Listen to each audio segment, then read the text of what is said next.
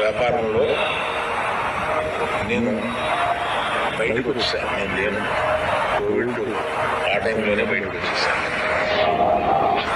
నాకున్న అంటే ఎగ్జాంపుల్ ఇలా చెప్పొచ్చు అనుకోవచ్చు, తెలంగాణలో నాకు ఒక్క థియేటర్ కూడా లేదు ప్రస్తుతం.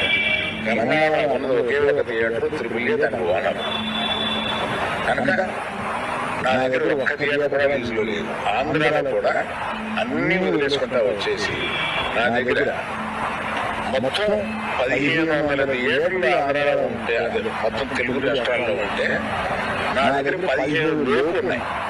అన్ని వదిలేసుకుంటారాగా అవి కూడా మా స్టాఫ్ తోటి లీజులు అయిపోయిన తర్వాత ఇప్పుడు లీజులు రెన్యూ చేయకండి వీటిని నేను చెప్పాను.